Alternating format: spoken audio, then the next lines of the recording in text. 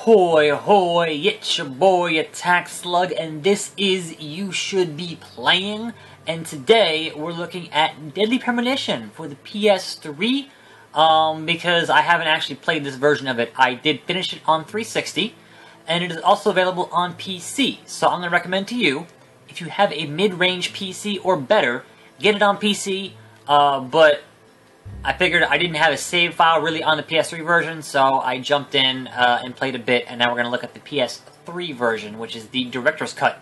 Has some additional cutscenes, and they've tried to fix a few things. This was a 2010 release originally on the 360, 2013 release on the PS3 and PC, and is a game from Access Games, directed by a man known as Swery65.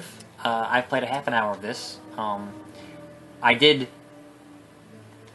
I did finish it on 360. I think it is a cult classic. It is fucking phenomenal. It has tremendous amounts of charm and just inventiveness, and it is just a fantastic. Like, the actual game itself, if you look at it as a game, you're kind of like, it looks like a PS2 game, and it kind of controls like shit, and that's not important. What's important is that if you love video games and you want to experience something like you had not experienced before in a video game, this game is the game you should be playing. Period. I am FBI agent Francis York Morgan. This is an open-world survival horror game that also has a handful of elements of comedy and bizarreness and... I guess if I had to really put a point on it, if you like Twin Peaks, this game heavily inspired by Twin Peaks. I don't necessarily have anything I need to buy. But what is amazing about this game, not only is it open world, it is also, there's a real-time, not real-time, but there's a 24-hour clock, and all of the inhabitants of Greenvale operate on this clock. So the way that missions can present themselves and the way that side missions and things like that present themselves are only going to be at certain times with certain people throughout the day. And survival horror games don't do that. You can see here it is 10:03 a.m. and my limit for this mission is between 9 a.m. and 1700. Now where I put my car, I'm assuming it's over here. I don't think it matters what car I take. Oops. We're gonna get in the car here, and we're gonna drive to the next plot point. But they did make a few fixes for this. They claimed, oops, they claimed to have made the graphics better. I don't see it. I think there's a way to change my, I don't know. Like I want to say that they changed. There we go. All right. There we go. So I had not played this in quite a number, like, I beat it in 2010, it was one of my favorite games of 2010. You can see here, I have a gas meter, alright? I have to if I run out of gas, I have to go get gas. That's insane. Like, the amount of little details and touches they put in this game is crazy. It's the amount of just random things that most games don't do is crazy. And yes, it looks like a PS2 game. That's not important. What's important is that the game has a pretty much singular vision, and that vision was accomplished by Swery65 in how he wanted to have the game set up and run. So this is one of the improvements that they made here, and that is the map. Now the map here is still not great. I can't zoom out here, and that's like, what? Why can't I zoom out to see the whole map? But, you see here, there are save points, there are these cars to collect, there are checkpoint races, which is weird. Here you can see there's where I'm supposed to be. Oops. Nope. And then, what's that, R2? Yeah. Where am I right now? There I am. I can go back from that, but it's okay. So you basically, it's open world, you're in this town, Greenvale, and you're trying to solve a murder mystery, and the story goes in some just batshit crazy directions. I'm not gonna, spoil any of it, but it is 110%. Where am I? There I am. So I can't zoom out here, which is kind of a pain in the ass. But it is 110% worth playing. You can see here, actually get into a town area. That's the lot. Alright, let me actually get into the town area, and I will show you, that's kind of the overall map, and I will show you what I mean, in terms of how the game works. Obviously, if you just go from point to point to advance the story, that is certainly a viable way to play, but there are all kinds of hidden secrets, and different things that you can find, and things that you can do, that it is certainly worth your time to go and explore, and be a creeper, and follow guys around on their daily routines, and that kind of thing. You can see here I am stuck on the speed limit. I can actually speed a little bit by putting on the siren, but that's going to burn more gas. And then that is, certainly a concern, because if you break down, guess what? You're walking. There's no fast travel, you are walking. There actually is an item later in the game that gives you, you have to find to get fast travel. If I recall correctly. So you can see here, there are houses. That's where the sheriff's office is, but all these red things here, Nick's house, Anna's house. That's not a house. Brian, these are all characters that you can interact with and are part of the story, and will go about their daily lives each and every day of the week. I can just go here into the sandwich shop, into the diner, and yes, it plays this cutscene every time you get out of the car, which is kind of obnoxious, and you can't skip it, but this game is just deliciously unique, I guess is the best way to put it. So, you can peer into the windows here.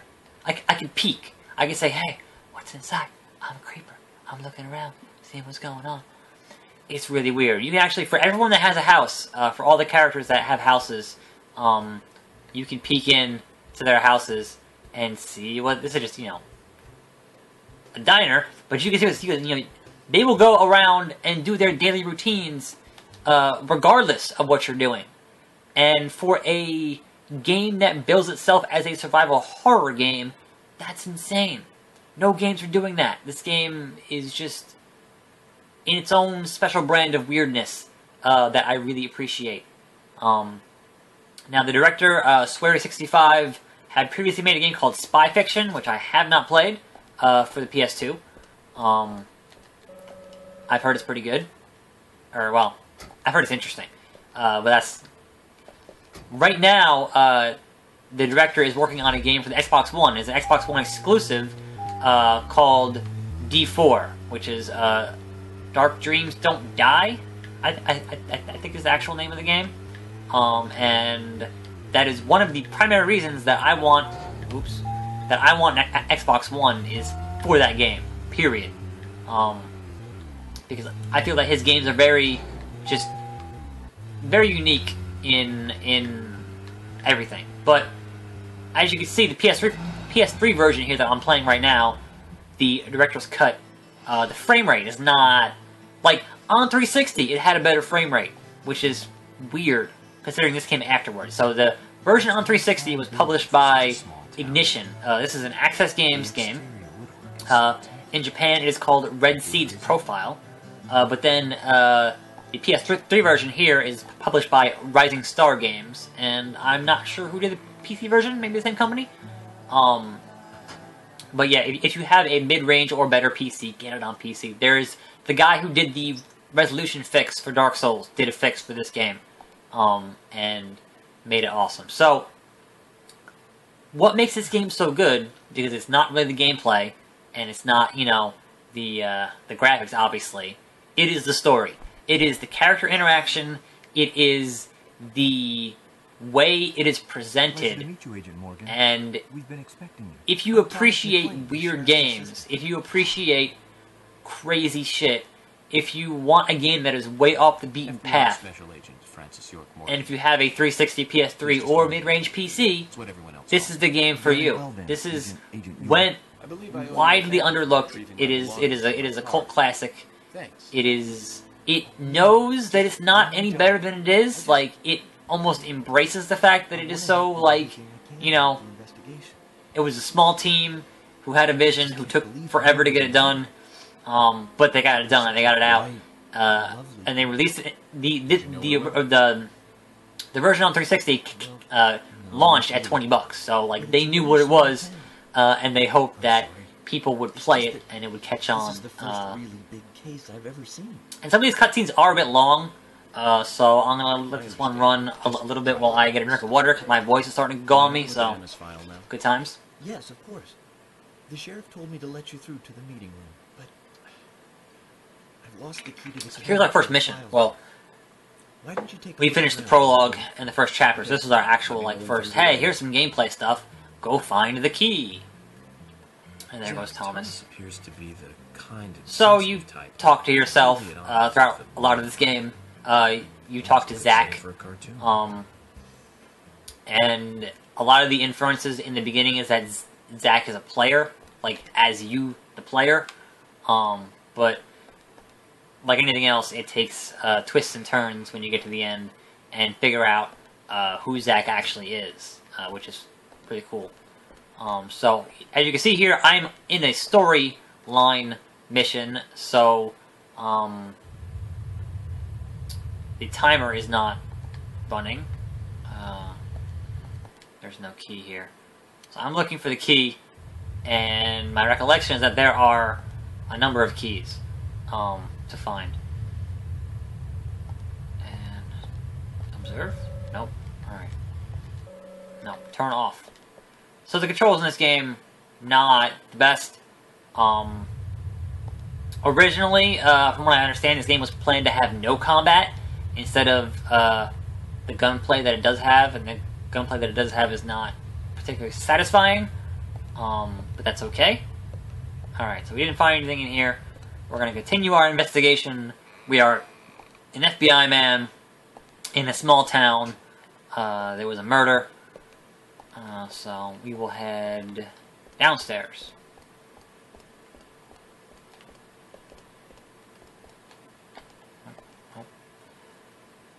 So yeah, I honestly can't tell that they actually changed that much from the version on 360 outside of the handful of other, you know, there are some cutscenes that weren't in the original. Let's get our mission knife here. Cut these boxes. Yeah! Bullets. Those are important. So, you either have to find ammo, get it from drops, I want to say you can buy it from certain places. Striped swirl keys. Alright. So if I recall correctly, there were 5 or 6 different key sets here that I had to collect. So I'm going to play long enough to get to another cutscene and hopefully get into the combat a little bit and kind of give you an appropriate taste of the weirdness in this game. Just right into a jail cell. You know, it's fine. Whatever. It's cool. That's a bed you can sleep on. So, the other thing in this game is that because there is a clock running when you're not on a mission, you have things like your beard will grow. The longer the longer you have not slept, your beard will grow, which is a weird thing. And then you have a stinkiness rating. So the longer you have not slept and, you know, showered, you will get stinkier and stinkier, and that is a really weird game mechanic. Like, why? What? But that is just part of the charm of this game, is that it is just it knows what it wants to be, and it wants to be fucking weird. And I can embrace that wholeheartedly. I am all about games that are weird for the sake of being weird, but that still have, you know, a cohesive storyline and that kind of thing. Let's go upstairs. I forget. All right, yeah, let's back upstairs. Smash this crate here. Yeah, smash it. Nothing. You know, just I'm gonna run around this police station with a knife. It's cool. Don't concern yourselves with me. Fire exit. So if I actually go talk to him, you'll see Emily's, you know, on her routine here. Like that was not scripted. Like she does that, because she's on her routine that she does.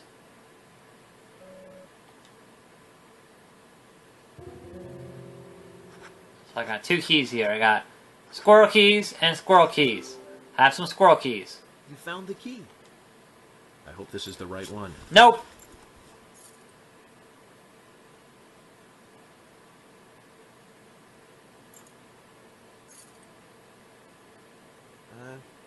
You found a Siberian chipmunk this time, have you?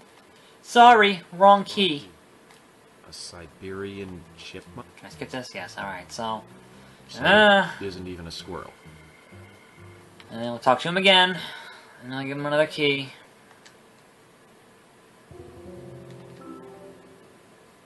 You found the key. Is this the one?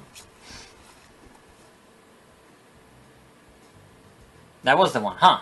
Alright, so I guess there were... I know there are 5. If you keep looking around the precinct, there are 5 keys, but I happen to find the right one. Her dream was to move out to the city and become a model. So this is more plot stuff. I'll let it play a little bit up until one of my favorite points of the game. I think is in this cutscene.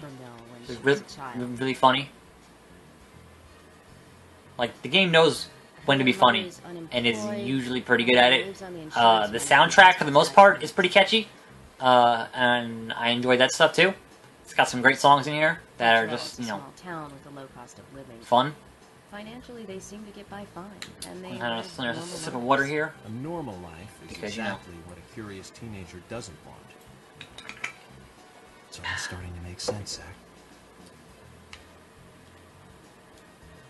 Here we go.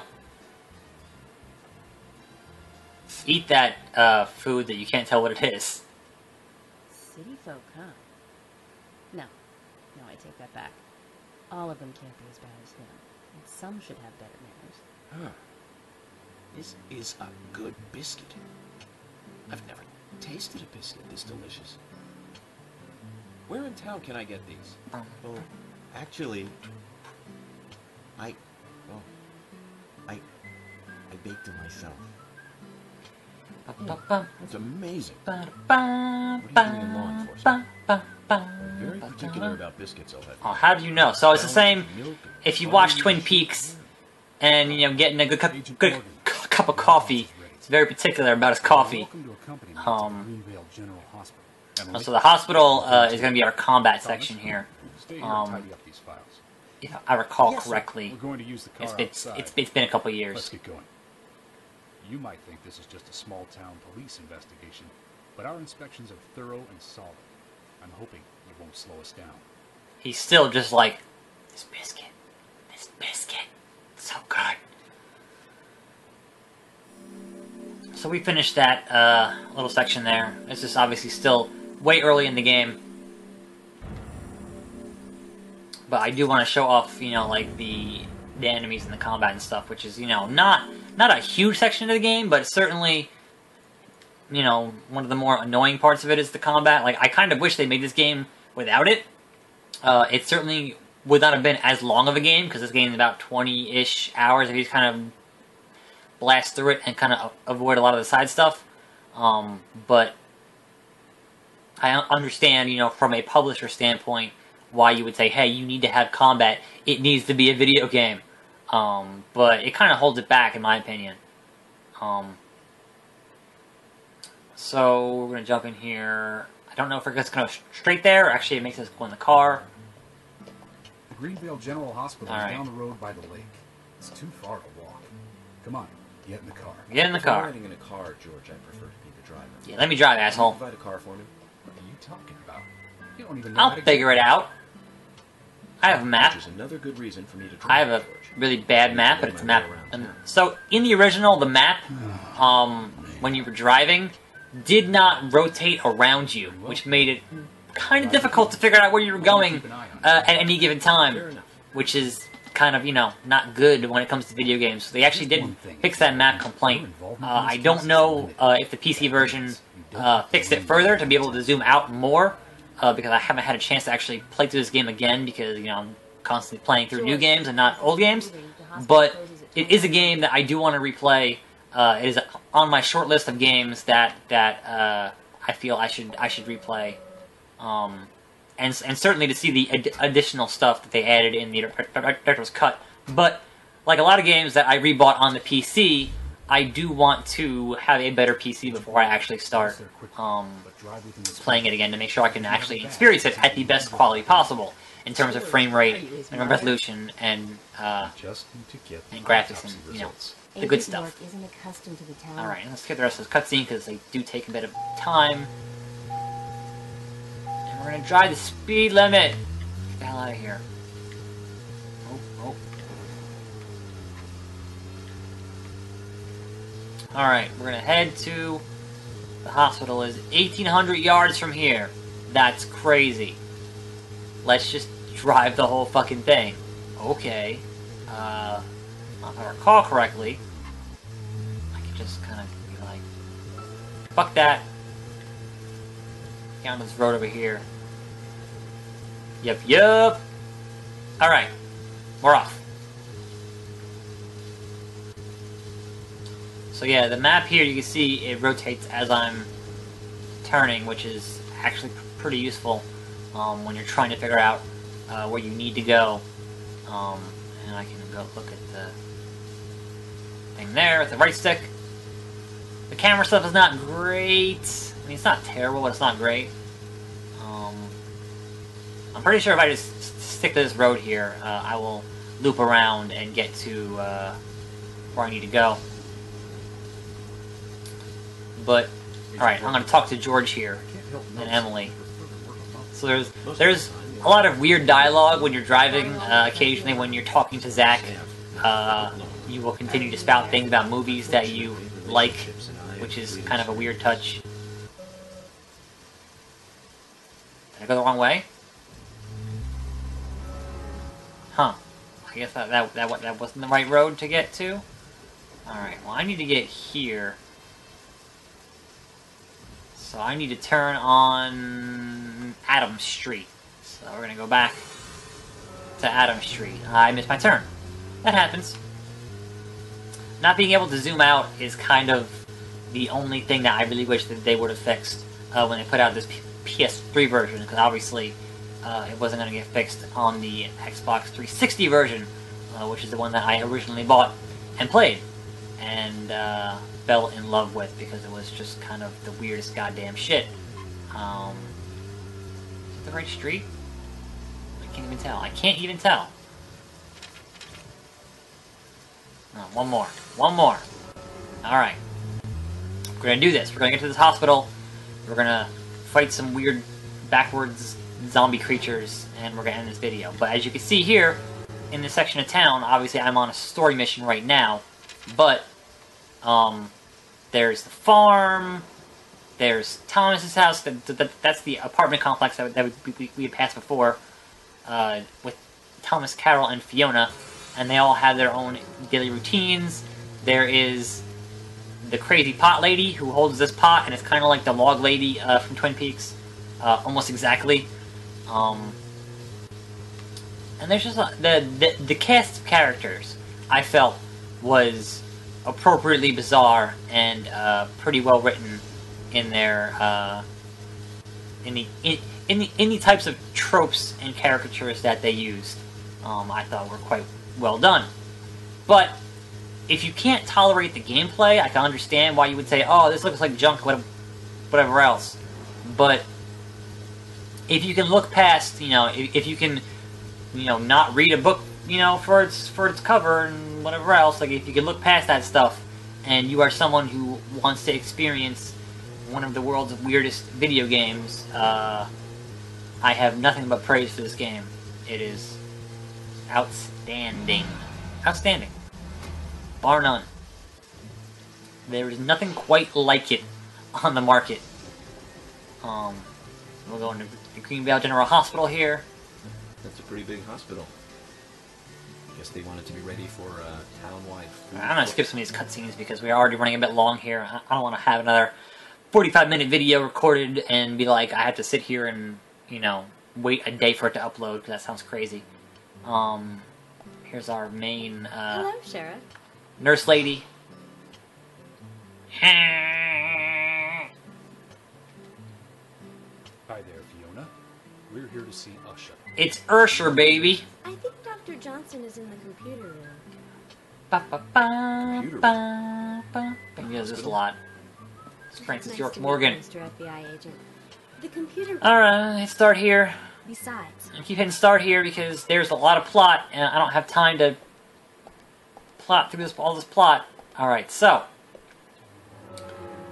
Map. It's the map. Alright, so I need to be... George. I need to be here. So I'm making the left. Running. Alright, let's open this door. Let's go meet Ursher, baby. Let's go hear about his new single. There we go. I want to say he's playing chess on the computer. That could be a different game. We couldn't find him. Fiona needs to check her information. Look at that chessboard. Yeah, chess. Does the doctor like playing... Skip the cutscene. Skip the concept. passes? Oh, fuck. I forgot about this. King passes rook. Alright. King passes rook meets bishop. Knight takes a pawn to the queen. Checkmate. Not the hardest of puzzles. Really. Oh. Yeah. The doctor awaits... Downstairs. Dr. Usha is below. Yep. Key card. So yeah, there are like some of the cutscenes do go on for a bit, and in the interest of time, and in the interest of not making this video any longer than it has to be, and it's already pretty long, and I'm sorry about that. So I gotta go there? No, there. Alright, so I'm gonna hang a right and go straight. Run! There we go. So you can see I have health, and I have stamina, and then obviously the longer you run, the more stamina that you're going to be using.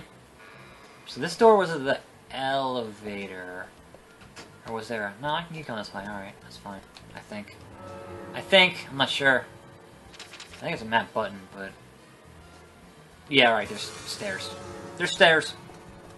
I had forgotten there were stairs. Not being able to skip the door opening animation is not the best thing in the world, but what are you gonna do? Some games are better streamlined than others. I thought they were stairs. This is the map stuff is not. This way. There's the stairs. Alright, I found them. So yes, there are certain things in being an open world game that, could have been done better, but at the same time, considering the budget they had to work with and that kind of stuff, let's open this door. Giggity. Alright. Come on now. Come on now, Ursher.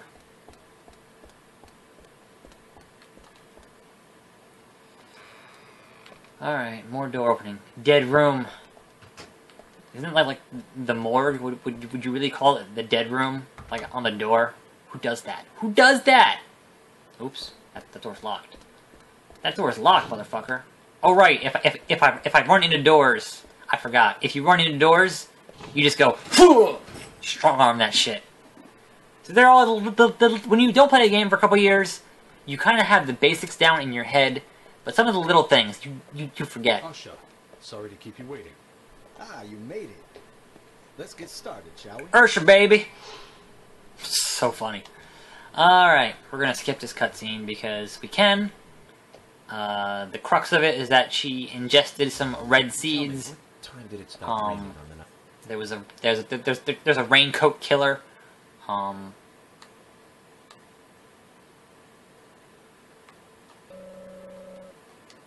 We're doing our due diligence as a detective here.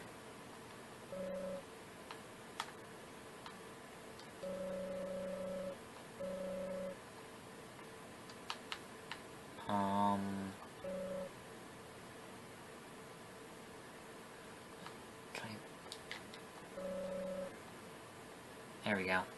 There we go. Observing things and skipping cutscenes because I know that they are the best part of the game. So you really should experience them for yourself and go buy this game. You really should. It's really good. All right. So now the hospital, for reasons that I'm not going to explain, the hospital has turned into a nightmare, and there are creatures that we now have to fight. That are these like weird backwards zombie creatures. And so I'm gonna smoke a cigarette here and get my gun out and have some fun. They're here. They're here. Greenvale, we're here. All right. I can save. I can buy vending machine things to get more health, which is important. But right now, handgun, baby. So. Resident Evil style, like original Resident Evil style, where you cannot walk and shoot at the same time. You gotta stop and you gotta aim. And for those of you who think that's bullshit, I'm sorry. That's just the way this is a survival horror game in terms of how the gameplay works. I'm sorry to say. If you don't like that, then this perhaps will not be the game for you. But I implore you. Play it on easy, and just there are some enemies that will present a great annoyance. There we go. I don't have that gun yet, but it's okay. So here we go. We're gonna see more hallucinations here. See, wasn't she just dead? Wasn't she on the table? Wasn't she just... I'm tripping balls, bro.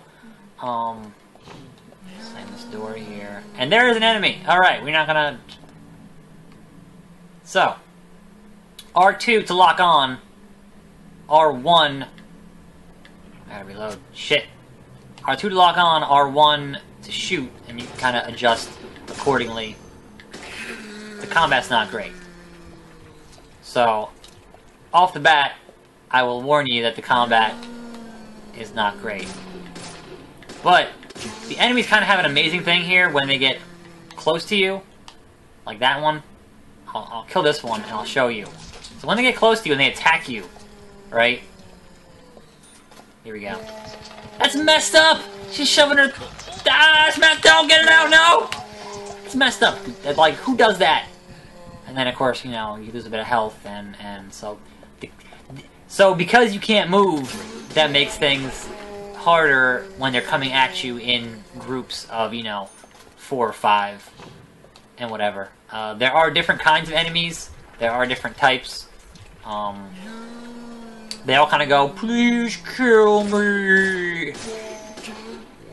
And there are, plot points involved in, what the enemies actually are, what this phenomenon is, because obviously you are tripping out and being confronted by these weird backward zombie things, and, the combat is not the strong suit. There are better weapons. There's, a machine gun, you can get a flamethrower, you can, there are things you can do to alleviate the combat, but the things you can do are totally, like, mostly related to the side missions. So, you know, you can get a wrench that has, you know, infinite, like, there's no... You can see here, the knife here has that little health bar. When you finish that health bar, it's gone, the knife's gone. So, the weapons that you get that are, you know, like this, have health bars. And a lot of times can be more effective than your gun. But once you do the side missions, if you do the side missions, from what I understand, this game, they did adjust the difficulty, so it's not as bad as it was on 360.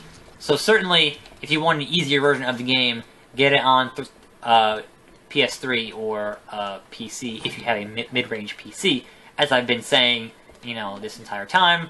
But we are already way too long into this video, so in the interest of time here, I'm going to end the thing. I've shown you the open world, I've shown you the combat, I've shown you the story, which is the most important part, and a bit of the weirdness, and trust me, it gets really, really weird. Oh god, that's not, no thank you. Get your hand out of my mouth, dear god. So that's gonna do it here for me, attackslug, for another, kind of long edition of You Should Be Playing. This is Deadly Premonition, Director's Cut, also available on 360, the original, that is not the Director's Cut, and also available as the Director's Cut on the PC.